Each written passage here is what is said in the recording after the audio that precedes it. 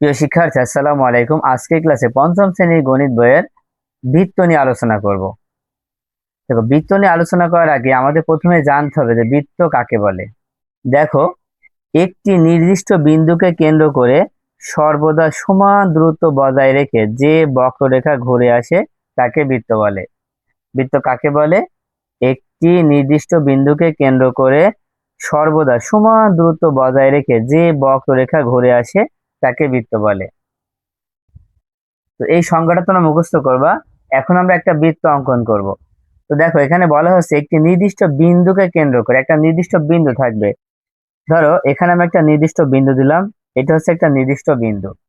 এখন এই নির্দিষ্ট বিন্দুকে কেন্দ্র করে সমান দূরত্ব বজায় রেখে একটা বক্ররেখা আঁকাবো।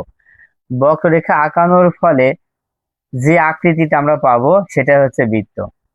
দেখো, এখন আমরা পেন্সিল এবং কম্পাসের সাহায্যে বৃত্তটা অঙ্কন করব।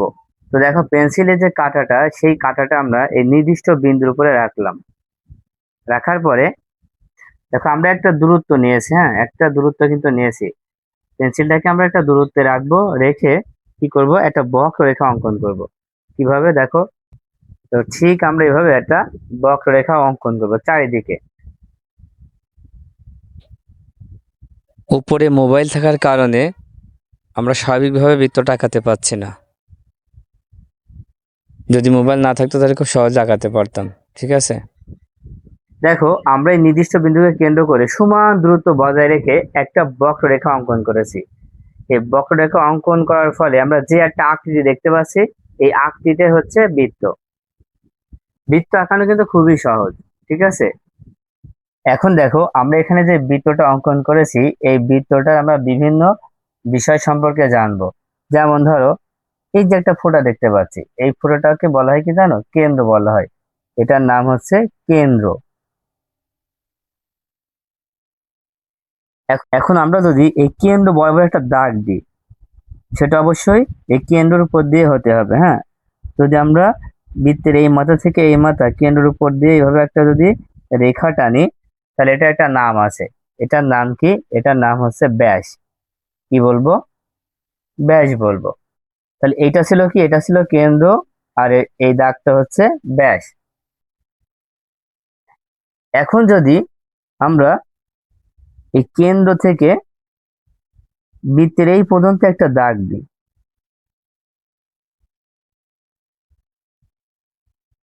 দেখো, কেন্দ্র থেকে যদি আমরা বৃত্তের এই পর্যন্ত একটা দাগ দিই, তাহলে এটার নাম কি? এটার নাম হচ্ছে ব্যাসার্ধ। কি নাম বললাম? ব্যাসার্ধ। এই ব্যাসার্ধ ব্যাসের অর্ধেক হয়। ব্যাস যত বড় হবে, ব্যাসার্ধ তার অর্ধেক হবে।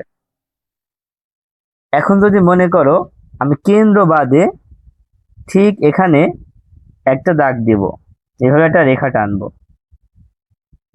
তাহলে এটা কি হবে? এটা কি ব্যাস হবে? না। শুধুমাত্র কেন্দ্র দিয়ে যে দাগটা আমরা দিব সেটাই হচ্ছে ব্যাস। তাছাড়া কেন্দ্র বাদে আমরা যতগুলো দাগ দেব, নাম হচ্ছে জ্যা। তার মানে এই দাগটার নাম হচ্ছে জ্যা। এখন দেখো, এই জ্যাটা দুইটা বিন্দু দুই মাথায় মিলিত হয়েছে। তার মানে এখান থেকে এই পর্যন্ত, এখান থেকে এই পর্যন্ত যে চাপ আমরা দেখতে পাচ্ছি, এটার নাম হচ্ছে বৃত্তচাপ। কি চাপ? বৃত্তচাপ। ঠিক আছে। এখন ধরো, আমরা আরেকটা জ্যা আঁকাবো। ধরো, আমরা এখানে আরেকটা জ্যা আঁকালাম। যেমন এই বিন্দু থেকে এই বিন্দু পর্যন্ত, এখানে আমরা যে বক্ররেখাটা পাবো, মানে যে চাপটা পাবো, এটা কিন্তু একটা চাপ বলা হয়। যে চাপটা পাবো এটার নাম হচ্ছে বৃত্তচাপ। আর এই রেখাটাকে আমরা কি বলবো? জ্যা বলবো। তার মানে কেন্দ্র বাদে যদি আমরা যেখানে দাগ দিই না কেন, সেটা হবে জ্যা। শুধুমাত্র কেন্দ্র বরাবর যতগুলো দাগ দেবো সেগুলো সবই হচ্ছে ব্যাস। ধরো, যদি আমরা আরেকটা এইভাবে দাগ দিই,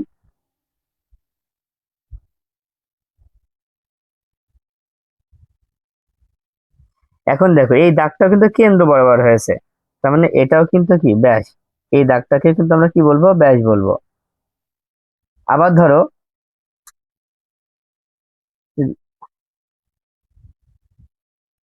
যদি এখান থেকে এইভাবে একটা দাগ দিই, তাহলে কি সম্পূর্ণ দাগকে আমরা টেনেছি? অর্ধেক টেনেছি, তার মানে এটার নাম হচ্ছে ব্যাসার্ধ। আশা করি আমি তোমাদের বোঝাতে পেরেছি যে কোনটা ব্যাসার্ধ, কোনটা ব্যাস, আর কোনটা জ্যা, আর কোনটা হচ্ছে বৃত্তচাপ। এখন দেখো এই বৃত্তের কিছু বৈশিষ্ট্য আছে। দেখো আমি এখানে বৃত্তের 4টা বৈশিষ্ট্য লিখেছি, তোমরা এই 4টা বৈশিষ্ট্য মুখস্থ করে রাখবা। পরীক্ষায় যদি 2টা বৈশিষ্ট্য কথা বলে তো 2টা লিখবা, যদি 3টার কথা বলে তো 3টা লিখবা। তো প্রথম থেকে লেখার চেষ্টা করবা, ঠিক আছে? তো এখানে লেখা আছে বৃত্তের বৈশিষ্ট্য। তো 1 নম্বরে আছে বৃত্তটি একটি আবদ্ধ বক্ররেখা। এই যে বৃত্তটা আমরা দেখতে পাচ্ছি, এই বৃত্তটা হচ্ছে একটি আবদ্ধ বক্ররেখা। তারপর 2 নম্বরে আছে বৃত্তটির ব্যাস ব্যাসার্ধের দ্বিগুণ। এইটা আমরা পরে আলোচনা করব, যে বৃত্তটির ব্যাস ব্যাসার্ধের দ্বিগুণ। এবার 3 নম্বরে আছে কেন্দ্র থেকে বৃত্তের পরিধির প্রতিটি বিন্দু দূরত্ব সমান। কেন্দ্র থেকে বৃত্তের পরিধির প্রতিটি বিন্দু দূরত্ব সমান। 4 নম্বরে হচ্ছে বৃত্তের একটি নির্দিষ্ট কেন্দ্র থাকে। হ্যাঁ, বৃত্তের একটি নির্দিষ্ট কেন্দ্র থাকে। তোমরা এই 4টা মুখস্থ রাখবা। পরীক্ষায় যদি 4টা না আসে, 2টা আসে, তাহলে 2টা লিখবা, 3টা আসে 3টা লিখবা। তবে আমি বলবো প্রথম 3টাই তোমরা লেখার চেষ্টা করবা, ঠিক আছে? আচ্ছা, এখন তোমরা 160 পাতা বের করো। দেখো ঠিক মাঝখানে কিছু বৃত্ত সম্পর্কে তথ্য দেওয়া আছে, এটা অবশ্যই মুখস্থ করবে। দেখো লেখা আছে ব্যাসার্ধ হলো কেন্দ্র থেকে পরিধির দূরত্ব। তার মানে ব্যাসার্ধ হলো কেন্দ্র থেকে পরিধির দূরত্ব। তারপরে বৃত্তচাপ পরিধির একটি অংশ। বৃত্তচাপ পরিধির একটি অংশ। জ্যা হলো একটি বৃত্তচাপে প্রান্ত বিন্দু দুইটির সংযোজক রেখাংশ। জ্যা হলো একটি বৃত্তচাপের প্রান্ত বিন্দু দুইটির সংযোজক রেখাংশ। আর ব্যাস হলো বৃত্তের কেন্দ্রগামী জ্যা। ব্যাস হলো বৃত্তের বৃহত্তম জ্যা। এগুলো তোমরা মুখস্থ রাখবা। আচ্ছা, এখন তোমরা 161 পৃষ্ঠা বের করো। দেখো এখানে কিছু খালি ঘর পূরণ করে কথা বলা হচ্ছে। বলছে বৃত্ত সম্পর্কিত বাক্যের খালি ঘর পূরণ করি। এই খালি ঘরগুলো পূরণ করতে হবে। যেমন 1 নম্বরে আছে কেন্দ্র থেকে পরিধি পর্যন্ত দূরত্ব হলো, কেন্দ্র থেকে পরিধি পর্যন্ত দূরত্ব হলো হচ্ছে ব্যাসার্ধ। কি লিখবা? ব্যাসার্ধ। হ্যাঁ, কেন্দ্র থেকে পরিধি পর্যন্ত দূরত্বকে কি বলে? ব্যাসার্ধ বলে। পরিধির একটি অংশ হলো কি? পরিধির একটি অংশ হলো বৃত্তচাপ। পরিধির একটি অংশ হলো কি? বৃত্তচাপ। তোমরা এখানে লিখে দাও বৃত্তচাপ। আমরা একটু আগে পড়ে আসলাম না, দেখো ওখানে সব আছে। এবার 3 নম্বরে দেখো একটি রেখা যা বৃত্তের যে কোনো দুইটি বিন্দু যোগ করে তা হলো জ্যা। কি হবে? জ্যা। এখন 4 নম্বরে বলা হচ্ছে জ্যা যদি বৃত্তের কেন্দ্র দিয়ে যায় তাহলে তাকে ব্যাস বলে। জ্যা যদি বৃত্তের কেন্দ্র দিয়ে যায় তাহলে তাকে কি বলে? ব্যাস বলে। এবার 5 নম্বরে বলা হচ্ছে যদি ব্যাস 12 সেন্টিমিটার হয় তাহলে ব্যাসার্ধ হবে 6 সেন্টিমিটার, অর্ধেক হবে। ব্যাস যদি 12 হয়, ব্যাসার্ধ তার অর্ধেক হবে, তার মানে 6 সেন্টিমিটার হবে। এবার তারপরে দেখো 5 নম্বর দিয়ে বলা হচ্ছে পেন্সিল কম্পাস ব্যবহার করে 3 সেন্টিমিটার ব্যাসার্ধ বিশিষ্ট একটি বৃত্ত অঙ্কন করি। 3 সেন্টিমিটার ব্যাসার্ধ বিশিষ্ট কি করতে হবে? একটা বৃত্ত অঙ্কন করতে হবে। তাহলে চলো শুরু করি। দেখো তোমরা একটা বিষয় খেয়াল রাখবা, এখানে যদি ব্যাসার্ধ লেখা থাকে তাহলে সরাসরি আমরা 3 সেন্টিমিটার দিয়ে বৃত্ত আঁকাবো। আর যদি ব্যাসার্ধ না থেকে ব্যাস লেখা থাকে তাহলে কিন্তু ব্যাসকে আগে ব্যাসার্ধ বানায় নিতে হবে। যেমন এখানে ব্যাস 12 ছিল, তার মানে ব্যাসার্ধ হবে 6, এমন 6 বানায় নিতে হবে। তো 5 নম্বরে যেহেতু সরাসরি ব্যাসার্ধ দেওয়া আছে তাই 3 সেন্টিমিটার ব্যাসার্ধ নিয়ে একটা বৃত্ত অঙ্কন করব। তো দেখো প্রথমে আমরা এই স্কেলের সাহায্যে আমরা 3 সেন্টিমিটার একটা ব্যাস অঙ্কন করে নিব। দেখো এই 0 থেকে শুরু করে 3 পর্যন্ত আমরা একটা রেখা অঙ্কন করব। তার মানে এটা হচ্ছে ব্যাসার্ধ। কত সেমি? 3 সেমি। আমরা এখানে 3 সেমি লিখে দিলাম। 3 সেমি ব্যাসার্ধ। এখন কি করব? পেন্সিল এবং কম্পাসের সাহায্যে এটা মাপ নিয়ে নিব। যেহেতু এটা 3 সেমি, দেখো আমরা এই মাপটা নিয়ে নিয়েছি। এখন এই মাপ দিয়ে একটা বৃত্ত অঙ্কন করব। বৃত্ত অঙ্কন করার জন্য আমরা প্রথমে একটা কেন্দ্র তৈরি করে নেব। আচ্ছা, আমরা যে কোনো জায়গায় এই কাঁটাটা বসাতে পারবো। ধরো আমি এখানে কাঁটাটা বসাই দিলাম, তার মানে এটা এখন কেন্দ্র। হ্যাঁ, যেখানে কাঁটাটা দিলাম এবার এটা আমরা একটা, এখন আমরা এটা ঘোরাবো। দেখো ঠিক এইভাবে যদি ঘোরাতে থাকো তাহলে একটা বৃত্ত অঙ্কন হয়ে যাবে।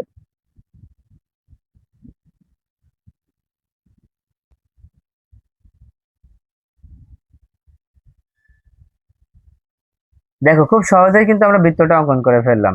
প্রথমে আমরা 3 সেন্টিমিটার মেপে নিলাম, তারপরে কেন্দ্র এখানে কম্পাসের কাঁটা রেখে চারিদিকে ঘোরাই দিলাম, তাহলে একটা বৃত্ত অঙ্কন করা হয়ে গেল।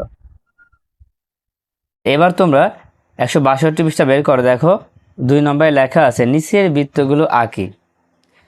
দেখো 1 নম্বরে আছে 25 মিলিমিটার ব্যাসার্ধ বিশিষ্ট একটি বৃত্ত। তার মানে 25 মিলিমিটার ব্যাসার্ধ বিশিষ্ট একটি বৃত্ত আমাদের আঁকতে হবে। ভালো করে খেয়াল করবা, যদি ব্যাসার্ধ থাকে তাহলে কিন্তু এই 25 মিলি দিয়ে আমাদের আঁকতে হবে, আর যদি ব্যাস থাকে তাহলে ব্যাসকে ব্যাসার্ধ বানায় নিতে হবে। এটা সবসময় মাথায় রাখবা। যেহেতু এটা ব্যাসার্ধ আছে তাই আমরা সরাসরি 25 মিলিমিটার দিয়েই এই বৃত্তটা অঙ্কন করব। দেখো এই বৃত্তটা অঙ্কন করার জন্য আমরা স্কেলের সাহায্যে 25 মিলিমিটার একটা ব্যাসার্ধ টানবো। যে 25 মিলিমিটার আমরা চিনবো কী করে, ভালো করে খেয়াল করো। দেখো এখানে 0, 1, 2, 3, 4, 5 দেওয়া আছে, এগুলো সব কিন্তু সেন্টিমিটার।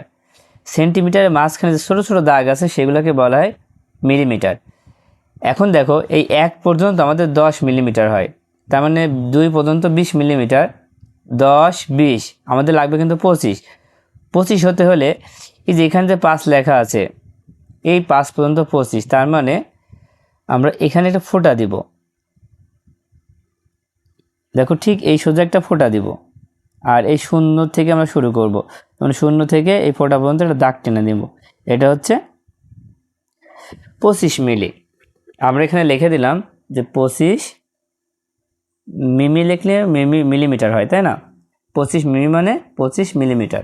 আচ্ছা তোমরা এখন এই পেন্সিল কম্পাস দিয়ে এই বৃত্তটা অঙ্কন করবা। তো প্রথমে এই কাঁটাটা আমরা এখানে রাখবো, রাখার পরে এই পেন্সিলের মাথাটা আমরা এখানে রাখবো, দেখে এই দাগটা আমরা মেপে নেব।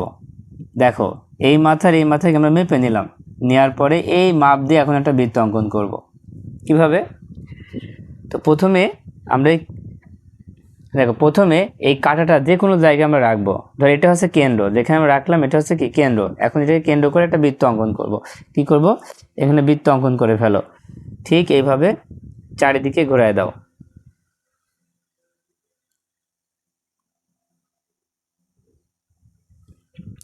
যেহেতু উপরে মোবাইল আছে এই জন্য আঁকাতে একটু সমস্যা হচ্ছে, তোমরা তোমরা ঠিক এইভাবে বৃত্তটা অঙ্কন করে ফেলবে। দেখো আমাদের বৃত্ত অঙ্কন করা শেষ। তো এখন একটা আমরা কাজ করব, সেই কাজটা হচ্ছে এই কেন্দ্র থেকে বৃত্তের যে কোনো বিন্দুতে একটা দাগ দিব। এই কেন্দ্র থেকে আমরা এই পর্যন্ত একটা দাগ দিয়ে দিব। এটা কিন্তু বলা হচ্ছে বৃত্তের কি, এটা হচ্ছে বৃত্তের ব্যাসার্ধ, তাই এখানে লিখবো হচ্ছে 25 মিলিমিটার। তো লিখতে পারি চিত্র বৃত্ত। তো 1 নম্বরটা আমাদের শেষ অঙ্কন করা। এবার 2 নম্বরটা খেয়াল করো। 2 নম্বর আছে 46 মিলিমিটার ব্যাস বিশিষ্ট একটি বৃত্ত। তার মানে 46 মিলিমিটার ব্যাস বিশিষ্ট। ব্যাস থাকলে কি করতে হবে? আমাদের ব্যাসার্ধ বানায় নিতে হবে। তাহলে প্রথমে আমরা ব্যাসকে ব্যাসার্ধ বানায় নিব, তারপরে একটি বৃত্ত অঙ্কন করব। তাই প্রথমে লিখে নিবা। 2 নম্বরটা করার জন্য প্রথমে লিখে নিব যে বৃত্তের ব্যাস 46 মিলিমিটার। এবার বৃত্তের ব্যাসার্ধ বানায় নিতে হবে। ব্যাস থাকলে ব্যাসার্ধ বানাতেই হবে। বৃত্তের ব্যাসার্ধ তোমরা কিভাবে বানাবা? অর্ধেক করবা, 46কে 2 দিয়ে ভাগ দিবা। সব সময় ব্যাসকে ব্যাসার্ধ বানাতে হলে 2 দিয়ে ভাগ দিতে হবে, ঠিক আছে? তো ভাগ দিলে কত হবে? 23 হবে। 23 দুখানি 46 হয়।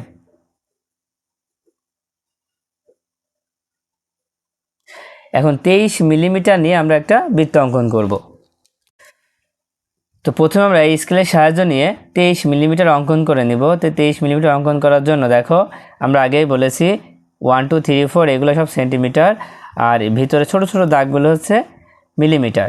তো 1 পর্যন্ত 10টা দাগ আছে, এই জন্য 1 হলে 10 মিলিমিটার, 2 হলে 20 মিলিমিটার, তাহলে আছে হচ্ছে 23 মিলিমিটার। তাহলে কোথায় যাবে? দেখো 2 এর পরে 3 দাগ নেব, 1, 2, 3, মানে এখানে হচ্ছে 3 দাগ নিলে এখানে হচ্ছে 23, 2 এর পরে 3টা দাগ নিলে 23 হচ্ছে।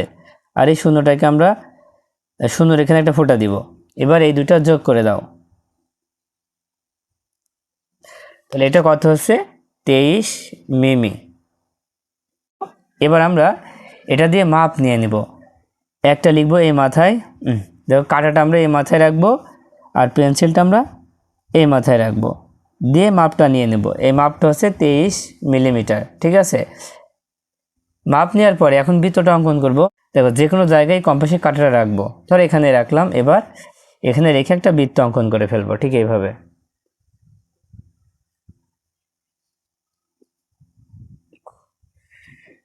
খুবই ঝামেলা হচ্ছে মোবাইলের জন্য। দেখো এখানে আমরা একটা বৃত্ত অঙ্কন করে ফেললাম। তাহলে কেন্দ্র কি তোমরা দেখতে পাচ্ছ? এই এটা হচ্ছে কেন্দ্র। তো এখন কি করবা, আমরা কেন্দ্র থেকে বৃত্তের যে কোনো জায়গায় একটা দাগ দিব। এখান থেকে এখানে আমরা দাগ দিয়ে নিব হচ্ছে 23 মিমি। দেখো এই কেন্দ্র থেকে এই বৃত্ত পর্যন্ত যে দাগ দিলাম, এটাকে কি বলা হয়? এটাকে বলা হয় ব্যাসার্ধ, ঠিক আছে। আশা করি তোমরা বুঝতে পেরেছ। এই 3 নাম্বারটা খেয়াল করো। 3 নাম্বারে আছে একটি বৃত্তের কেন্দ্রগামী জ্যায়ের দৈর্ঘ্য 6 সেন্টিমিটার। বলছে বৃত্তের কেন্দ্রগামী জ্যা, বৃত্তের কেন্দ্রগামী জ্যা মানে তাকে বলা হয় ব্যাস। কি বলা হবে? ব্যাস। বৃত্তের কেন্দ্রগামী জ্যায়ের দৈর্ঘ্য 6 সেন্টিমিটার, তার মানে ব্যাস হচ্ছে 6 সেন্টিমিটার। এখন ব্যাস থাকলে কি করতে হয়? ব্যাসার্ধ বানায় নিতে হয়। তাহলে 1 নম্বরে বলা হচ্ছে বৃত্তটি আঁকি। এই বৃত্তটি আঁকার জন্য এই 6 সেন্টিমিটারকে আমরা প্রথমে কি বানাবো? এই ব্যাসকে আমরা প্রথমে কি বানাবো? ব্যাসার্ধ বানাবো। তাই লিখবো বৃত্তের ব্যাস 6 সেন্টিমিটার। তো 3-এর ক নম্বর দিয়ে প্রথমে লিখবা যে বৃত্তের ব্যাস 6 সেন্টিমিটার। এবার লিখবো বৃত্তের ব্যাসার্ধ। ব্যাস থাকলে ব্যাসার্ধ বানায় নিতে হবে, ঠিক আছে। ব্যাসার্ধ ছাড়া কিন্তু বৃত্ত অঙ্কন করা যাবে না। 6কে 2 দিয়ে ভাগ করব। ব্যাসকে ব্যাসার্ধ বানাতে হলে 2 দিয়ে ভাগ করব। এবার 6কে 2 দিয়ে ভাগ করলে কত হবে? 3 হবে। 3 সেন্টিমিটার। এখন এই 3 সেন্টিমিটার ব্যাসার্ধ নিয়ে একটা বৃত্ত অঙ্কন করতে হবে। এখন দেখো আমরা এখানে প্রথমে স্কেলটা রাখবো এভাবে। রাখার পরে আচ্ছা, আমরা তো প্রত্যেকবার দাগটা টেনে নিয়েছি, এবার দাগ না টেনেও তোমরা আঁকাতে পারবা। কিভাবে আঁকাতে পারবা দেখো, আমরা মাপ নিয়ে নিব। কিভাবে মাপ নিব দেখো, কম্পাসের কাঁটাটা এই 3-এর এখানে রাখবো, আর হচ্ছে পেন্সিলটা রাখবো হচ্ছে 0-এর এখানে। দেখো কম্পাসের কাঁটাটা 3-এর কাছে আছে আর পেন্সিলের কাঁটাটা আছে 0-এর কাছে, ঠিক আছে। হয়তো একটু ছোট বড় হতে পারে, তবে দাগ টেনে নিলেই বেশি ভালো হয়। তো এখন আমরা কি করব, এই যে মাপটা নিয়ে নিলাম, এই মাপটা নিয়ে আমরা এখন এখানে একটা বৃত্ত অঙ্কন করব। তো প্রথমে একটা কেন্দ্র নিব। ধরো এই কাঁটাটা আমরা যে কোনো জায়গায় এভাবে রাখবো, যে কোনো জায়গায় রাখার পরে এবার একটা বৃত্ত অঙ্কন করব। ঠিক এইভাবে আমরা এখানে ঘোরায় দিব।